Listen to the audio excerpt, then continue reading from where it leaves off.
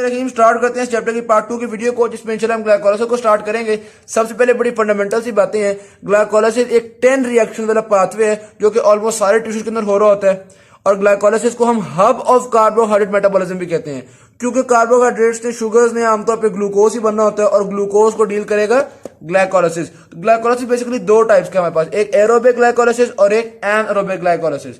Aerobic glycolysis जो कि oxygen की मौजूदगी में होता है, इसमें हम ग्लूकोज को पायरुवेट पे कन्वर्ट करते हैं और NADH भी बन जाती है, ATP बन जाती है, ठीक है। जबकि जो एनारोबिक ग्लाइकोलाइसिस है, यानी कि ऑक्सीजन की गैर मौजूदगी में ग्लाइकोलाइसिस है, इसमें पायरुवेट फर्दर आगे लैक्टेट बन जाती है, और इसको लैक्टेट में कन्वर्ट करने के लिए जो NADH बना था ये भी यहाँ पे यूज हो जाएगा। तो ग्लूकोज से लैक्टेट बनेगा और NADH नहीं बन सकेगा, सिर्फ थोड़ा सा ATP बनेगा, ठीक होगी बात। फिर आगे हम देखते हैं कि ये जो ग्लूकोज है, ये हमारे ये हेडिंग खत्म हो गई। अगली हेडिंग है transport of glucose into the cells. Glucose की ट्रांसपोर्ट सेल के अंदर दो तरीकों से होती है। एक तरीका जिसमें हमें सोडियम की कोई जरूरत नहीं है, जिसमें हमें सिर्फ ट्रांसपोर्टर की जरूरत होती है, चैनल की जरूरत होती है, और दूसरी है जो कि सोडियम डिपेंडेंट है, को ट्रांसपोर्ट वाली, ठीक होगी बात। अब पहले देखते हैं जिसमें हमें सिर्फ चैनल्स की जरूरत है। तुम्हारे पास खास ग्लूकोज के लिए चैनल होते हैं जिनका नाम है ग्लट। 14 तरह के चैनल होते हैं हमारे पास, जिनको हम नंबर करते हैं फ्रॉम ग्लट 1 टू ग्लट 14। इस तरह से हमने उनकी नंबरिंग की है। 14 तरह के होते हैं हमारे पास। ये जो चैनल होते हैं दो तरह की कंफर्मेशनल स्टेज में होते हैं, एक से जिसमें ग्लूकोज को अटैच कर रहे हैं और दूसरी जिसमें ग्लूकोज को अंदर भेज रहे हैं। या इस तरह से होंगे या इस तरह से होंगे, बड़ी सिंपल सी बात है।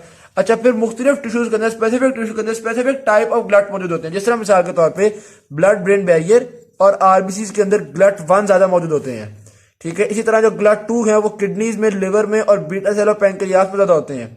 जो ग्लट 3 है वो हमारे न्यूरॉन्स में ज्यादा होते हैं। जो ग्लट 4 है वो कॉमन वाले हैं, जो मसल्स में हो गए, एडिपोज टिश्यू वगैरह में हो गए, ये कॉमनली मौजूद होते हैं, ठीक होगी बात। फिर स्पेशल फंक्शंस को देखिएगा तो ग्लट 5 एक स्पेशल टाइप ऑफ ग्लट होता है जो कि ग्लूकोज के साथ साथ, ये ग्लूकोज की बजाय फ्रुक्टोज को ट्रांसपोर्ट करता है, ठीक है। और आपको पता है फ्रुक्टोज हमें स्पर्म्स वगैरह के लिए चाहिए होती है, तो इसलिए ये टेस्टिस के अंदर और स्मॉल इंटेस्टाइन वगैरह के अंदर ग्लट 5 खास तौर पे मौजूद होता है। अच्छा, ग्लट 2 की जो फंक्शनिंग है ना, जो किडनी लिवर वगैरह में होता है, उसकी भी थोड़ी सी फंक्शनिंग आपको बताई हुई है कि जब ब्लड में ज्यादा ग्लूकोज होती है तो ये ग्लट 2 जो है वो ग्लूकोज को ब्लड से लिवर में भेज देगा, और जब ब्लड में कम ग्लूकोज होगी तो लिवर से ब्लड में भेज देगा। तो ये बड़े स्पेशल फंक्शन होते हैं मुख्तलिफ तरह के ग्लट के, यानी मुख्तलिफ तरह के चैनल प्रोटीन्स के। ये तो हमने देख ली जो चैनल के ऊपर डिपेंड कर रही होती है, ट्रांसपोर्टर के ऊपर डिपेंड कर रही होती है ग्लूकोज की ट्रांसपोर्ट। दूसरी होती है सोडियम मोनोसैकेराइड को ट्रांसपोर्ट सिस्टम। इसमें बेसिकली हम क्या कर रहे होते हैं, हम सोडियम के कंसंट्रेशन ग्रेडियंट को यूज कर रहे होते हैं। ग्रेडियंट को किस तरह यूज करते हैं, मिसाल के तौर पर ये एक मेम्ब्रेन है जिसकी एक साइड पे सोडियम, ये सोडियम बहुत ज्यादा सारे मौजूद हैं, ठीक है, और दूसरी साइड पे सोडियम इक्का दुक्का मौजूद है। अब नेचुरल सी बात है कि जिस साइड पे ज्यादा मौजूद है, यहां से दूसरी साइड पे सोडियम ने जाना ही जाना है, ठीक है। सोडियम का एक ग्रेडियंट है ना, कंसंट्रेशन ग्रेडियंट है, तो सोडियम बहुत बेताबी से चाहती है कि वो इस साइड पे चली जाए, लेकिन यहां पे जो चैनल है उस चैनल कहता है कि नहीं, सोडियम के अलावा कोई और चीज भी मुझे साथ अटैच करनी है, फिर ही मैं जाऊंगा। तो हम करते ये हैं कि एक तो जगह पे हमने सोडियम अटैच कर दी और दूसरा हम यहाँ पे ग्लूकोज अटैच कर लेते हैं। तो इस तरह से हमने ग्लूकोज को सेल के, अब ये चैनल मान जाएगा कि ठीक है मैं तुम दोनों को ले जाता हूं। सोडियम भी अंदर आ गया, ग्लूकोज भी अंदर आ गया। ऑल्दो सेल के अंदर ग्लूकोज ऑलरेडी ज्यादा थी, लेकिन चूंकि सोडियम के साथ किसी और चीज को ले जाना जरूरी था और सोडियम कंसंट्रेशन ग्रेडियंट की वजह से बहुत मजबूरी, बहुत ज्यादा प्रेशर लगा रहे थे जाने के लिए, तो इसलिए ग्लूकोज को जाना पड़ गया। ये जो ग्लूकोज सोडियम के साथ गई है, इसको हम कहते हैं को ट्रांसपोर्ट ऑफ द ग्लूकोज। ये आमतौर पर जब गट के अंदर हम ग्लूकोज को एब्जॉर्ब कर रहे होते हैं तो वहां पर यूज हो रहा होता है, क्योंकि आपको पता है कि गट के अंदर, और गट में ग्लूकोज तो बहुत थोड़ी होगी, लेकिन फिर भी हमने उसको एब्जॉर्ब करना है, तो उसको एब्जॉर्ब करने के लिए ये वाला मैकेनिज्म काम करता है। ये को ट्रांसपोर्ट है, एक्टिव ट्रांसपोर्ट की एक टाइप है, सोडियम डिपेंडेंट है, और इसमें ये खास तरह का चैनल होता है जिसकी एक साइड पे सोडियम भी लगना होता है और ग्लूकोज भी लगना होता है, तो ये होगी सोडियम डिपेंडेंट, ठीक होगी बात। तो यहां तक हमने देख लिया ट्रांसपोर्ट ऑफ ग्लूकोज किन दो तरीकों से होती है। अब हम चलते हैं रिएक्शंस ऑफ ग्लाइकोलाइसिस की तरफ। तो एक एक रिएक्शन की डिटेल स्टडी करने से पहले हम एक बार जनरल व्यू देख लेते हैं ग्लाइकोलाइसिस में क्या हो रहा है। ग्लूकोज से बन रही होती है ग्लूकोज 6 फॉस्फेट, यहाँ पे ATP यूज हो गई, फिर ग्लूकोज 6 फॉस्फेट आइसोमेरेज से कन्वर्ट हुई इनटू फ्रुक्टोज 6 फॉस्फेट, एक और ATP यूज हुई फ्रुक्टोज 6 फॉस्फेट को फ्रुक्टोज 1,6 बिस फॉस्फेट पर कन्वर्ट करने के लिए, ठीक है, और फिर ये टूट जाएगा। और ये अच्छा, ये देखिएगा ये ओवरऑल ने इसके अंदर 10 रिएक्शंस हैं। ये जो पहले 5 रिएक्शंस हैं जो लाइन से ऊपर ऊपर हैं, इन रिएक्शंस को हम नाम देते हैं एनर्जी इन्वेस्टमेंट फेज, और जो बाकी सारा है इसको हम नाम देते हैं energy generation phase. Energy investment phase क्यों कहते हैं? क्योंकि आप देखते हैं एटीपी यूज हो रहा है, और बाकी वाले को एनर्जी जनरेशन इसलिए कहते हैं क्योंकि एटीपी और एनएडीएच इसके अंदर प्रोड्यूस हाफ रहा होता है। तो सेकंड हाफ को हम नाम देते हैं energy generation phase, first half को नाम देते हैं एनर्जी इन्वेस्टमेंट फेज। अब हम पहले रिएक्शन को यानी ग्लूकोज का जो ग्लूकोज 6-फॉस्फेट में कन्वर्जन हुई है इस पहले रिएक्शन को स्टडी करने लगे हैं। देखिएगा जी, फॉस्फोराइलेशन ऑफ ग्लूकोज, फॉस्फेट का जो ऐड हो जाना है इसको हम नाम देते हैं फॉस्फोराइलेशन। नेचुरल सी बात है। अच्छा, अब एंजाइम्स के नाम को भी याद करना है, तो एंजाइम्स के नाम के लिए एक बात बड़ी अच्छी बड़ी आसानी से ध्यान में रखिएगा, जो एंजाइम फॉस्फेट ऐड करने के लिए रोल प्ले करता है ना उसको हम नाम दे देते हैं काइनेज। यहां पे है तो हम ग्लूकोकाइनेज कह देंगे क्योंकि ग्लूकोज में फॉस्फेट ऐड हो रही है, फ्रुक्टोज में हो रही होगी तो हम फ्रुक्टोकाइनेज कह देंगे। बस काइनेज हम कहते हैं अगर हम एटीपी से निकाल कर फॉस्फेट ऐड कर रहे हैं, और अगर फॉस्फेट निकाल रहे हो तो उसको कहते हैं फॉस्फेटेज। ठीक है, इस तरह से हमारे लिए ना एंजाइम्स के नाम याद करना बड़ा आसान हो जाएगा। ये जो फॉस्फोराइलेटेड ग्लूकोज होती है ना, ये मेम्ब्रेन के अक्रॉस आराम से पास नहीं कर पाती, तो इसलिए जब हम सेल के अंदर जब ग्लूकोज को फॉस्फोराइलेट कर लेते हैं, ग्लूकोज 6-फॉस्फेट में कन्वर्ट कर देते हैं, तो अब ये एक तरह सेल के अंदर ट्रैप हो गई, ये बाहर नहीं निकल पाएगी। ठीक होगी, एक बात तो ये होगी। फिर ग्लूकोज को ग्लूकोज 6-फॉस्फेट में कन्वर्ट करने के लिए हमारे पास 4 आइसो एंजाइम्स होते हैं। आइसो एंजाइम ऐसे एंजाइम को कहते हैं जिनका फंक्शन ऑलमोस्ट सेम होता है। ठीक है, 4 आइसो एंजाइम होते हैं जिनको हम कहते हैं हेक्सोकाइनेजेस। Hexokinase 1, hexokinase 2, 3, 4। ठीक हो गया। हेक्सोकाइनेज नाम से जाहिर है हेक्सो ग्लूकोज के लिए नहीं, और भी हेक्सोजेस के लिए होते हैं। और एक तो बात ये हो गई कि इनकी ब्रॉड सबस्ट्रेट स्पेसिफिसिटी होती है, यानी कि ये ग्लूकोज के लिए स्पेसिफिक नहीं है। ठीक है। अच्छा, फिर पहले जो 3 हेक्सोकाइनेज है ना 1, 2, 3, उनको हम सेपरेटली पढ़ेंगे और फिर चौथे को हम सेपरेटली पढ़ेंगे। जो पहले 3 हेक्सोकाइनेज हैं उनके बारे में बता रहे हैं कि इनकी ग्लूकोज के साथ हाई एफिनिटी होती है, यानी केएम वैल्यू लो है। हाई एफिनिटी है तो इसलिए अगर सेल के अंदर बहुत थोड़ी ग्लूकोज भी होगी तो भी उसको बाइंड करके ग्लाइकोलाइसिस के अंदर लगा देंगे।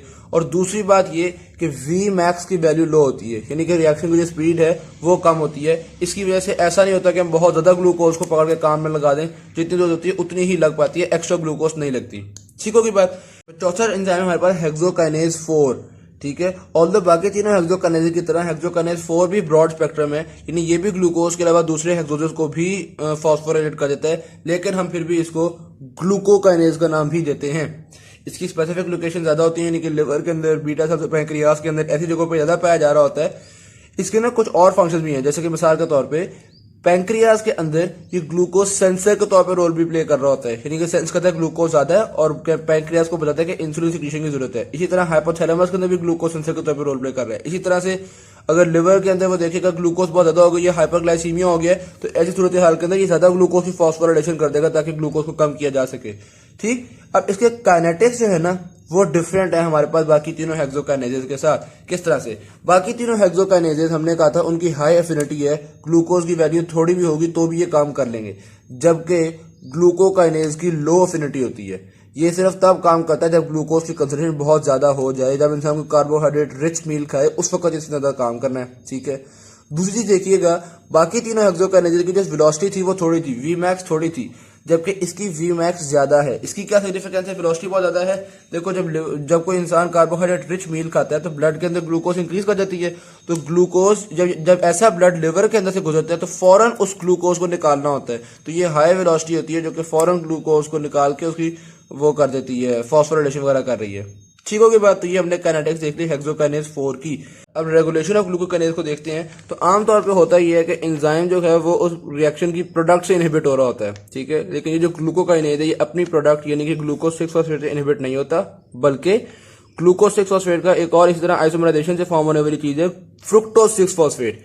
ये फ्रुक्टोज 6-फॉस्फेट से इनहिबिट होता है। इनहिबिट किस तरह होता है? फ्रुक्टोज 6-फॉस्फेट जो है वो उसको न्यूक्लियस में भेज देता है, और न्यूक्लियस के अंदर एक प्रोटीन है ग्लूकोकाइनेज रेगुलेटरी प्रोटीन। जब ये ग्लूकोकाइनेज रेगुलेटरी प्रोटीन के साथ चिपक जाता है तो ये इनहिबिट यानी इनएक्टिव हो जाता है और ये प्रॉपर तरीके से काम नहीं कर पा रहा होता। तो ये बात सिंपल सी हो गई। एक और इंटरेस्टिंग चीज उन्होंने आखिरी लाइन में बताई हुई है कि जो फ्रुक्टोज 6-फॉस्फेट है ये तो इस कॉम्प्लेक्स को फॉर्म करता है और ग्लूकोकाइनेज को इनहिबिट कर रहा है, जबकि फ्रुक्टोज 1-फॉस्फेट इस कॉम्प्लेक्स को फॉर्म नहीं करता और इसको एक्टिव कर देता है। ठीक होगी बात। ये तो हमारे पास यहाँ तक पहले स्टेप की डिस्कशन थी, यानी ग्लूकोज की फॉस्फोराइलेशन इनटू ग्लूकोज 6-फॉस्फेट। अब हम दूसरा स्टेप देखते हैं। दूसरा रिएक्शन तो बहुत सिंपल है, ग्लूकोज 6-फॉस्फेट की फ्रुक्टोज 6-फॉस्फेट के साथ आइसोमराइजेशन हो रही होती है। ये एक इरिवर्सिबल प्रोसेस है और इसमें मौजूद एंजाइम का नाम होता है फॉस्फोग्लूकोज आइसोमरेज। ठीक है, फॉस्फोग्लूकोज आइसोमरेज, बहुत सिंपल चीज थी। फिर तीसरे स्टेप को देखते हैं, वो क्या है जी, फॉस्फोराइलेशन ऑफ फ्रुक्टोज। ये दोबारा एक इरिवर्सिबल स्टेप है जिसके अंदर एटीपी से फॉस्फेट आएगी और फ्रुक्टोज 6 फॉस्फेट से बन जाएगा फ्रुक्टोज 1,6 बिस फॉस्फेट, ठीक। जिसमें मैंने आपको बताया था ये फॉस्फेट आती है उसको हम काइनेज कहते हैं। जैसे यहाँ पे हमने हेक्सोकाइनेज कहा था, तो यहाँ पे जो एंजाइम मौजूद है उसका नाम है, ये देखिएगा, फॉस्फोफ्रुक्टोकाइनेज 1। काइनेज फिर भी आ रहा है, ठीक है, हम कहेंगे फॉस्फोफ्रुक्टोकाइनेज 1। अब ये फॉस्फोफ्रुक्टोकाइनेज 1 जो एंजाइम है, इसको देखिएगा ये किन चीजों से इनहिबिट या वो स्टिमुलेट हो रहा होता है। पहली बात तो आती है एनर्जी लेवल्स। अगर तो एटीपी सेल के अंदर ज्यादा मौजूद है तो वो इसको इनहिबिट करेगी, जाहिर बात है, ग्लाइकोलाइसिस की हमें जरूरत नहीं है अगर एटीपी मौजूद है, एक बात तो ये। दूसरी, अगर सिट्रेट ज्यादा मौजूद है जो कि क्रेब्स साइकिल का एक इंटरमीडिएट है, तो वो भी इसको इनहिबिट करेगी, वो बताएगी कि भाई सिट्रेट बहुत है, हमें अभी इतनी ग्लाइकोलाइसिस की जरूरत नहीं है। ये तो बातें बहुत सिंपल सी हो गई। देखते हैं रेगुलेशन बाय फ्रुक्टोज 2,6 बिसफॉस्फेट। ये जो फ्रुक्टोज 2,6 बिसफॉस्फेट है, अगर ये बन गया तो ये भी इस एंजाइम को स्टिमुलेट करता है, यानी कि इस स्टेप को स्टिमुलेट करता है, ग्लाइकोलाइसिस को स्टिमुलेट करता है। ये फ्रुक्टोज 2,6 बिसफॉस्फेट बेसिकली होता क्या है, इस चीज को देखिएगा। नॉर्मल ग्लाइकोलाइसिस में रिएक्शन क्या आपके पास, fructose 6 phosphate will be converted into fructose 1,6 bisphosphate और एंजाइम का नाम होगा फॉस्फोफ्रुक्टोकाइनेज 1। सीखो की बात, ये आपके पास सिंपल सा रिएक्शन है। अब अगर फ्रुक्टोज 6 फॉस्फेट बहुत ज्यादा हो जाए तो कुछ फ्रुक्टोज 6 फॉस्फेट कन्वर्ट हो जाती है फ्रुक्टोज 2,6 बिसफॉस्फेट में with the help of an enzyme phosphofructokinase 2, ठीक है। ये एंजाइम फ्रुक्टोज 2,6 बिसफॉस्फेट बन जाता है, और जब फ्रुक्टोज 2,6 बिसफॉस्फेट बन जाए तो ये इस बात की निशानदेही है कि फ्रुक्टोज बहुत ज्यादा आ रहा है, तो ये इस एंजाइम को जाकर स्टिमुलेट करेगा कि भाई ग्लाइकोलाइसिस को तेज करो, ग्लाइकोलाइसिस को बहुत ज्यादा करो। यहां तक बात समझ में आ गई। अच्छा, ये जो है ना आपके पास एंजाइम फॉस्फोफ्रुक्टोकाइनेज 2, ये दोनों काम कर सकता है। ये फ्रुक्टोज 6 फॉस्फेट से ये फॉर्म भी कर सकता है और इससे वापस इसको भी फॉर्म कर सकता है। ये किस चीज पर डिपेंड करेगा, ये कौन से वाला काम कर रहा है, ये इस चीज पर डिपेंड करेगा कि ये वाला एंजाइम खुद से फॉस्फोराइलेटेड है या नहीं है। अगर तो इसके ऊपर फॉस्फेट लगी हुई होगी, ठीक है, तो फिर ये रिवर्स काम करेगा, फिर ये फ्रुक्टोज 2,6 बिसफॉस्फेट को खत्म करेगा और रिवर्स काम करेगा, जिसकी वजह से आपको पता है ग्लाइकोलाइसिस थोड़ी सी इनहिबिट हो जाएगी। और अगर ये फॉस्फोराइलेशन नहीं हुई हुई इसकी, तो फिर ये वाला काम करेगा, यानी कि फ्रुक्टोज 2,6 बिसफॉस्फेट फॉर्म करेगा और ग्लाइकोलाइसिस को स्टिमुलेट कर रहा होगा। अब होता बेसिकली क्या है, जब हम ज्यादा खाना खाते हैं, ज्यादा खाना खाने की वजह से ग्लूकोज ज्यादा होती है, तो ये हमारे पास फॉस्फोराइलेट नहीं होता, यानी कि ये स्टिमुलेट कराता है ग्लाइकोलाइसिस को। और जब थोड़ा खाना खाया हुआ होता है तो ये, अब ये खाना खाने से किस तरह से इंपैक्ट आता है, होता ही है कि जब हम वेल फेड स्टेट में होते हैं, जब खाना खाया हुआ होता है तो उस वक्त हमारे ब्लड के अंदर ग्लूकोज ज्यादा होती है। जब ग्लूकोज लेवल हाई होता है तो उसकी वजह से इंसुलिन भी ज्यादा होती है।